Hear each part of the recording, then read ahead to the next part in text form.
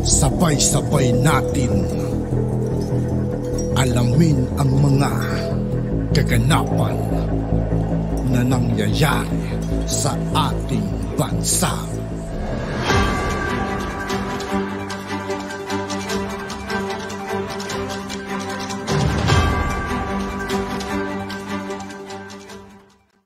Yo, what's up mga kaibigan? This is I2K po again. Ngayon nandito naman ulit tayo sa channel ni Banat News Update. Dito naman ulit tayo magbibigay ng komento at reaksyon. Kaya samahan nyo ako guys. Let's go! Ang nakakagulat na balita ngayon. Viral at trending ngayon sa mundo ng social media ang di umano'y balitang pag-alis ng Kongreso sa pondo ng confidential fund ni Vice President at DepEd Secretary Inday Sara Duterte. Tila hindi makatarungan. Kaya tanong ng ilan, tambalos-los gumaganti nga ba at panawagan ng taong bayan ipalit si Rodante Marcoleta bilang House Speaker. Pero bago ang lahat, mga ka-updates, kung bago ka pa lamang sa aking channel, sa lahat ng hindi pa nakasubscribe mga kaibigan kay Banat News Update, mag-subscribe na po tayo at huwag nyo rin pong kalimutan mag-subscribe dito sa aking channel. Ay mag-subscribe ka na at huwag kalimutang i-click ang notification bell para mas updated ka pa sa mga bago at napapanahong balita na i-upload namin. At heto na nga mga ka-updates, hindi na di umano makatarungan ang pag-alis ng Kongreso sa pondo ng confidential fund ni Vice President at DepEd Secretary Inday Sara Duterte, lalong-lalo na nagagamitin ito sa proteksyon ng ating mga mag-aaral na mga kabataan. Ito mismo ang sinabi ng isang political analyst na bakit mo naman daw pipilayan ang pondo ng mga ahensya na hawak ni Vice President Inday Sara Duterte, kayong napaka-importante naman daw nito. Tapos ang gagamitin pang dahilan ng Kongreso ay yung gulo sa West Philippine Sea na ayon sa isang political analyst, malabo di umano tayong lulusobin ng mga taga-China at kung mayroon mang awayan ay sa dagat lang ito mangyayari at hindi talaga papasok sa ating bansa dahil ang totoong malaking problema na kinakaharap ng ating bansa ay ang internal problem natin kagaya ng CPP, NPA, NDF na sinesira di umano tayo sa loob ng gobyerno. Importante rin daw itong West Philippine Sea pero hindi naman nangangahulugan na isasakripisyo natin ang kaligtasan ng ating mga kabataan, lalong-lalo na ang mga mag-aaral. Tama. Pero ang nakakapagtataka, pinayagan ni House Speaker Martin Romualdez na umiksena ang mga kongregista na mga makakaliwa di umano na siyang nangunguna pa sa pag-alis ng pondo ng confidential fund ni Vice President Sara Duterte. At pagkatapos pa di umano nilang siraan si Vice President Sara Duterte, ay pinasalamatan pa mismo ni Speaker of the House Martin Romualdez ang tatlong makabayan blocks na kongregista. Ibig bang sabihin nito na sumasang-ayon di umano ito sa pananaw ng makakaliwang grupo dahil mukhang salungat naman yata ito sa mithiin ng Uniteam dahil alam naman natin na ang mithiin ni Pangulong Bongbong Marcos at Vice President Sara Duterte ay ang magkaisa at walang lamangan dahil puro kapakanan ng taong bayan ang inuuna at hindi pamumulitika. Kaya tila nananawagan ang ating mga kababayan na gawing House Speaker si Rodante Marcoleta dahil magaling at matalino si Congressman Marcoleta na lubos na sumusuporta noon pa man kay dating Pangulong Duterte at ngayon kay Pangulong Bongbong Marcos na hindi naman lingid sa ating mga kaalaman ang kanyang kagalingan, lalong-lalo na sa pagresolba ng mga problema bilang isang matapang at magaling na mambabatas at tunay na kaisa ng mithiin ng Uniteam. Kaya nang lumabas ang balitang ito ay hindi naman mapigilan ng marami sa ating mga kababayan na maglabas ng kani-kanilang hinaing at komento sa mundo ng social media. At ayon pa nga sa kanila, maging makatotohanan ang mananatili sa ating mahal na bansa, alisin ang mga salot, maging mapagmahal sa ating mamamayang Pilipino, panghawakan natin ang makatarungang gawa sa ating bansa, manatiling may malasakit at kinabukasan sa ating bansa, Pilipinas, God bless us all. We love you all. Pabor na pabor ako na ipalit si Marcoleta kay Tambaloslos, matapang, matalino at may paninindigan sa kapakanan ng taong bayan. Rodante Marcoleta, fair and square and treating every person, may malasakit sa mamamayang Pilipino. Kung hindi na nakakatulong sa bayan, alisin na agad para hindi na pamarisan. End quote. Ang confidential funds ay tatanggalin. Pero ang katotohanan, abay, tinanggalan lamang ng confidential fund ng Kamara de Representante si VP at Education Secretary Sara Duterte. Ano po ang pruweba na marami pa palang mga tanggapan ng gobyerno ang may confidential fund at hindi tinanggalan? O tignan po natin, ito pong slide nito. Magpapakita sa inyo kung ano-ano pala yung mga ibang ahensya na mayroong confidential, intelligence, and extraordinary expenses. Yan po yung tawag dyan. Aba nangunguna sa listahan natin ang Kamara de Representante. O ito po basahin natin. Confidential, intelligence, and extraordinary expenses. Extraordinary and miscellaneous expenses. Under one line po yan. 1.6 billion. O diba?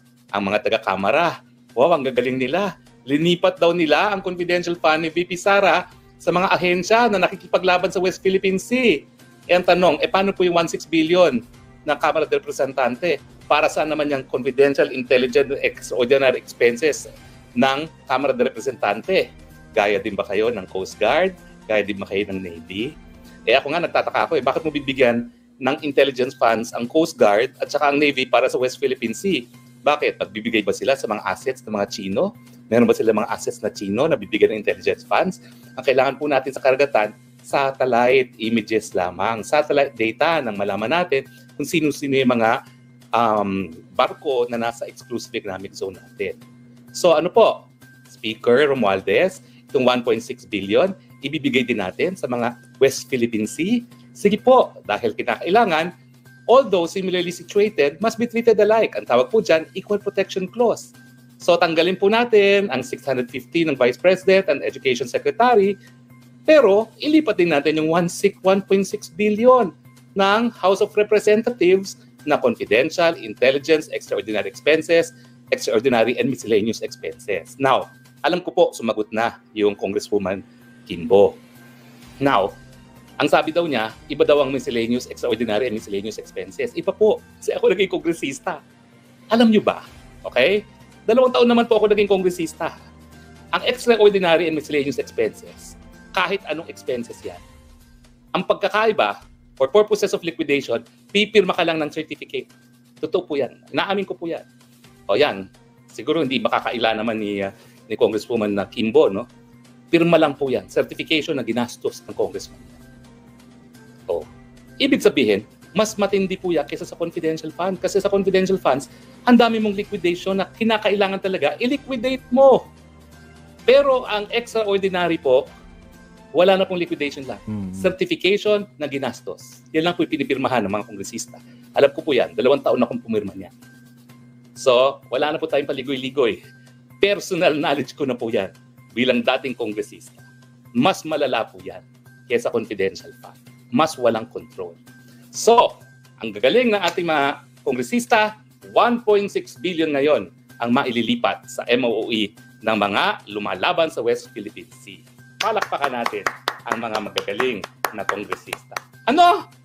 Yung kay VP Sara lang lilipat nyo, hindi sa inyo? Bakit ganun? Hindi ba dapat pata? Napaka-unfair naman nila mga kaibigan. Ano? Dapat pare-parehas na lang sana sila. Ano? Hello, Speaker Romualdez. Kinakailangan para maniwala ang tao na ipagtanggal mo ng confidential fund ay hindi dahil sa politika, tanggalin mo rin yung nakalaan para sa Kamara de Representante. Now, siyempre, ang pinakamalaking confidential fund, ang presidente ng Pilipinas. Tumataginting na 2 billion.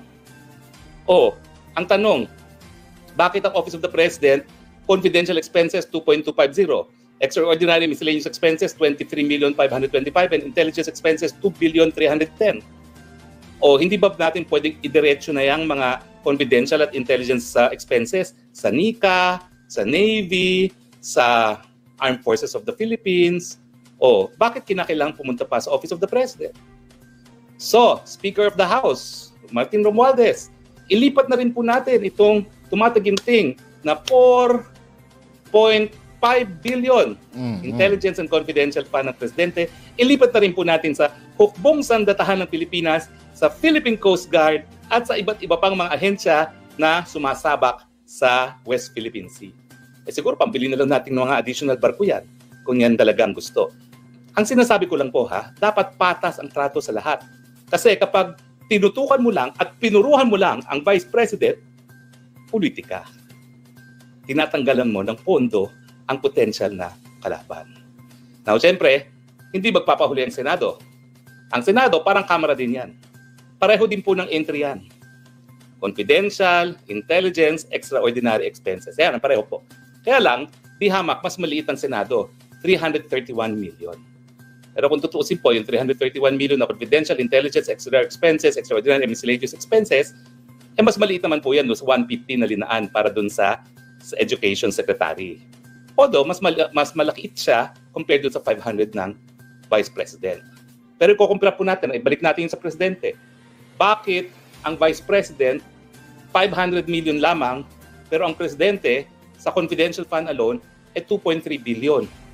Di ba pareho naman silang executive branch of government? Bakit ang Speaker of the House tinanggal ang sa Vice President, hindi tinanggal yung sa President? Dahil magpinsan o dahil banta sa 2028 ang Vice President? Malinaw na po mga kababayan, hindi po kami nag-iimbento. Yan po ay nanggaling sa mga pahina ng General Appropriation Bill. Okay? Na didiscuss ngayon ng Kamara de Representante. O gusto niyo pang mag-education? Sige po, education tayo. Ano ba yung confidential? Ano yung intelligence? At ano pa yung miscellaneous? O tingnan po natin, meron din po tayo slides dyan. Dahil alam naman, 15 years po tayo nagturo ng constitutional law din at ang international law. Ang confidential expenses po ay related to surveillance activities in civilian government agencies that are intended to support the mandate or operations of the agency. O, di ba ang Vice President naman po, gaya ng Presidente, may obligasyon na itaguyod ang saligang batas. May obligasyon na labanan ng terorismo. Ang DepEd, alam niyo ba ang DepEd, ang mga komunista, nagsisimula ng mga eskwelahang pambata para maaga pa lang brainwashing na. O bakit hindi ba pwede gamitin yun ng DepEd na 150? Intelligence expenses, ito talaga, amount paid for expenses related to intelligence information gathering activities of uniformed and military personnel and intelligence practitioners that have direct impact to national security. Hindi naman po issue to kasi wala namang intelligence fund si VP Sara. Ang meron, yung Presidente, 2.25 billion din. Pero ibigay na natin sa kanya yon. Dahil after all, he is the Commander-in-Chief of the Armed Forces of the Philippines. So dapat intelligence expense siya. Pero bakit yung confidential expense? Presidente lang bibigyan, wala ang Vice President. Tapos ito pa po yan, extraordinary miscellaneous expenses. Alam nyo, tanggapin na natin. Yung mga taong gobyerno, yung mga bigay-bigay, yung mga sa patay, sa kasal, dyan po lahat ng gagaling yan. Kung pupunta kayo sa mayor nyo, hingi kayo ng panggamot, dyan niya kukunin yan. At yan, isi-certify lang, pipirmahan lang yan na ginastos ng public officer. No questions asked. 2 taon ko po pinirmahan yan sa Kongreso. Certification alone. Kaya po walang liquidation sa Congress. Certification alone lang po yan. Yan po ang katotohanan. And I hope si Congresswoman Kimbo can confirm this. Okay? So ano pa bang mayroon tayong slide dito for the education of our watchers, no? Baka technical na yung mga ibang slides natin, pero ito naman po yung mga annual extraordinary expenses. Lahat po ng kalihim, binibigyan naman. Ito yung mga pambigay-bigay sa mga nanghihingi. Ayan, no, di ba? Ang Department Secretary meron, 264,000. Ang mga USEC meron, ang mga ASEC meron. O, di ba? Mga pamigay-migay yan. So, wag na natin ipagkait yan. Sa tao naman napupunta po yan. Okay? So, ano po ang leksyon? Speaker, magpakatotoo po tayo. Politika po ang dahilan kung bakit tinanggalan nyo ng confidential fund si VP Sara. Huwag naman po. Yun yung totoo mga kaibigan. Pamumulitika na yung ginagawa nila. Sinisiraan na nila si Vice President Inday Sara. Unang-una, napakaaga pa. Pangalawa po, Takot na takot no? halal ng taong bayan si VP na kakilalang kalaban ng mga teroristang CPP-NPA. So natural, gagamitin niya ang confidential fund niya in the same way na ginamit niya ang confidential fund niya nung siya ay mayor ng syudad ng Davao. Lalabanan ang mga teroristang CPP-NPA. At para bang patunayan nyo sa buong madlang bayan na walang politika, dapat po lahat ng confidential fund tanggalin. Wag lang yung kay VP. Malinaw naman po siguro yan, and that is a fair statement to make. Otherwise, talagang binabanatan nyo lang po ang Office of the Vice President. At yun na nga mga At yun nga po mga kaibigan, dito po nagtatapos ang ating reaction video. Muli ako po si I2K ng Sundalo ng Dunggalo at 811. Maraming salamat sa patuloy na pagsuporta. Yeah. Peace out.